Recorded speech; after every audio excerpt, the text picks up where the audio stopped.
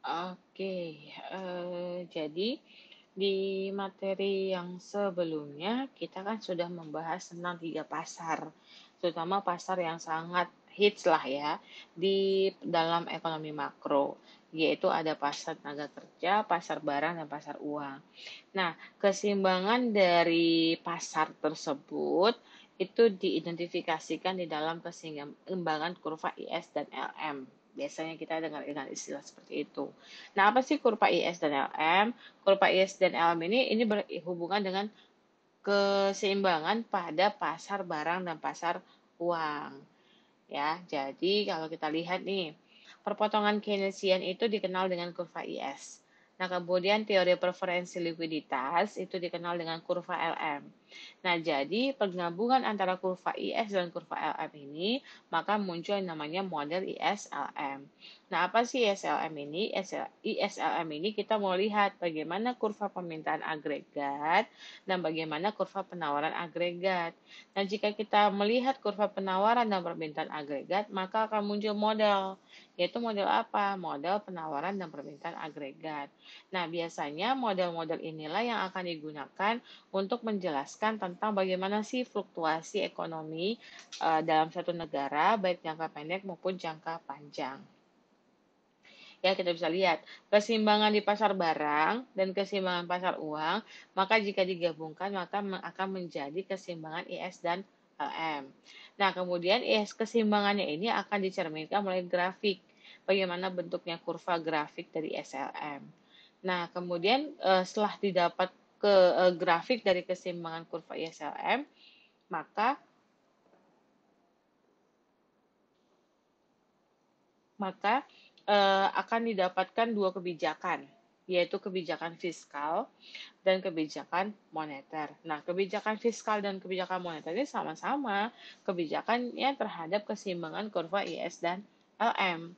Nah, apa sih itu kurva barang atau biasanya kita dengan istilah kurva IS? Nah, kurva barang pasar barang itu adalah pasar yang mempertemukan penawaran dan permintaan barang dan jasa. Nah, pasar barang ini sering diistilahkan dengan sektor real.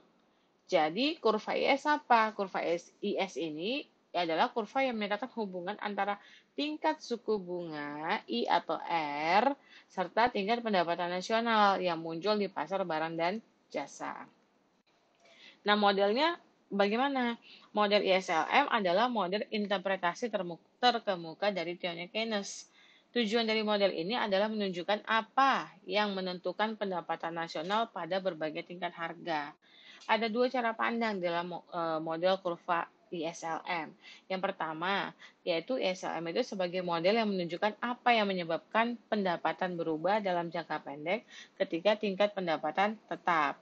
Nah, yang kedua, apa yang menyebabkan kurva permintaan agregat bergeser.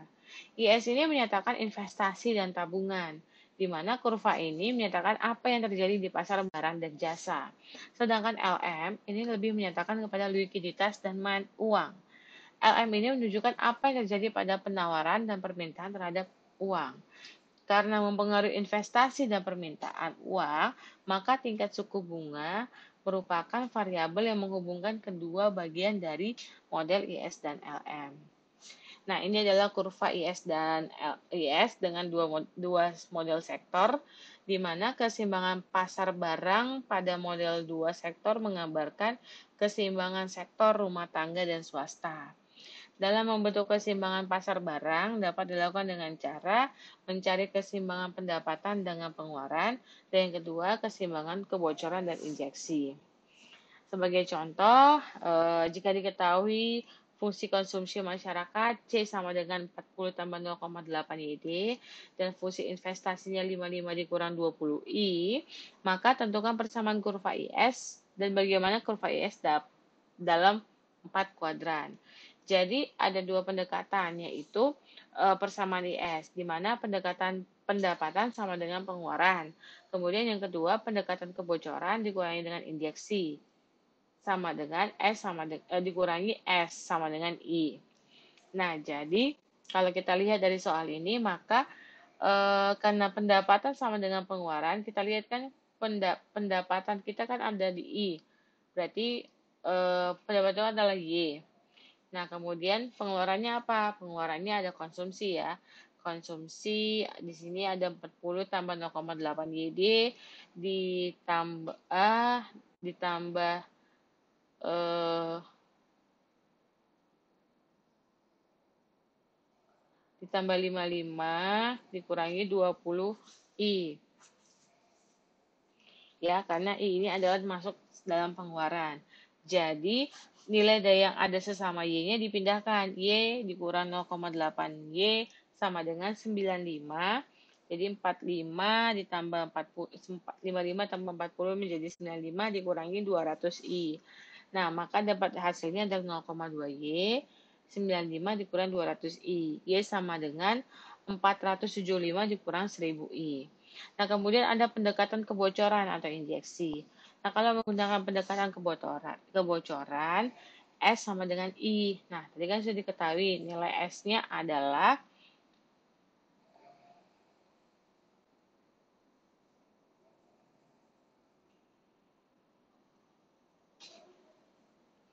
40,02Y. Kenapa 40,02Y?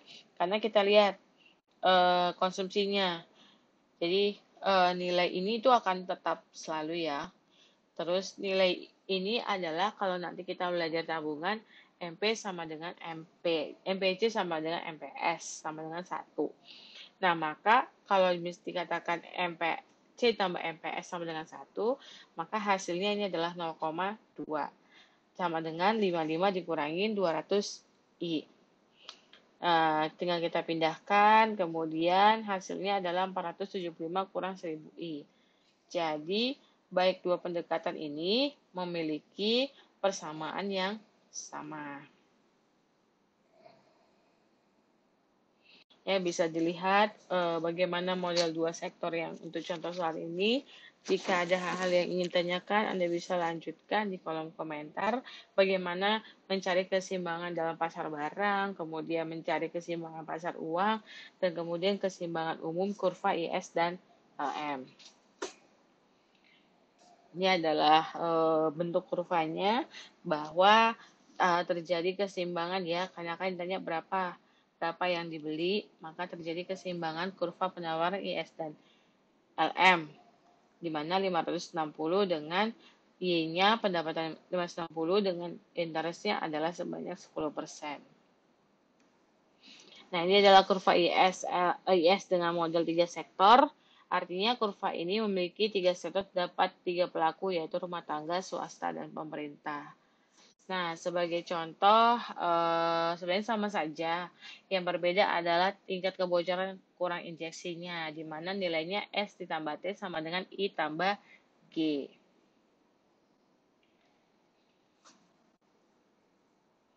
Nah, untuk kuadrannya ini Anda coba-coba ya. Misalnya nih, kuadran 1I sama dengan 170, dikurangi 600I.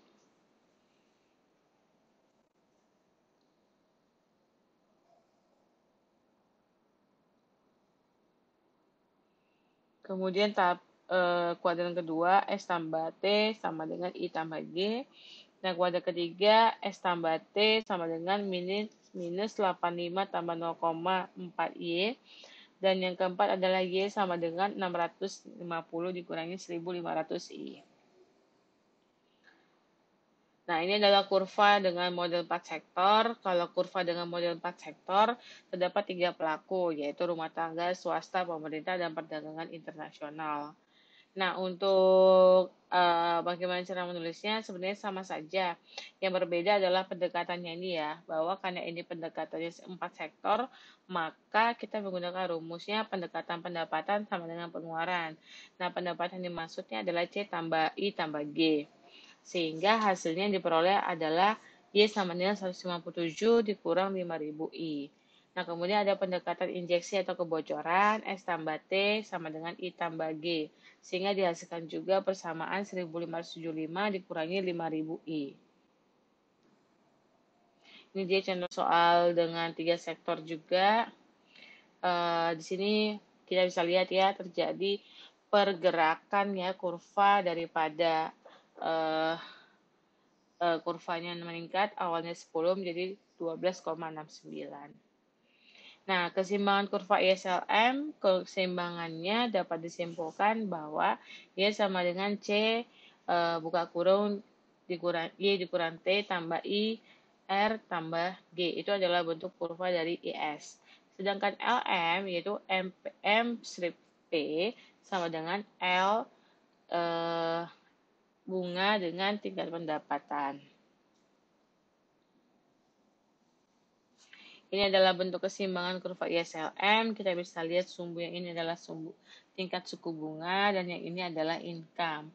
Nah, keseimbangan di pasar barang menunjukkan bahwa peningkatan tingkat suku bunga dari 0,1 0i dengan ke 0i, maka 0i pangkat 0i petik 1 dengan 0i petik 2 akan mendorong terjadinya penurunan output dari 0y ke 0y petik 1.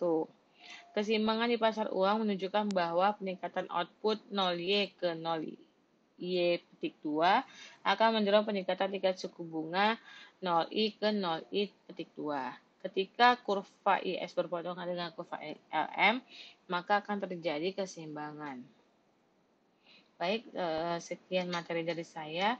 Jika ada yang ingin tanyakan, kita bisa lanjutkan di kolom komentar, dan kemudian tolong diperhatikan kembali untuk latihan soalnya.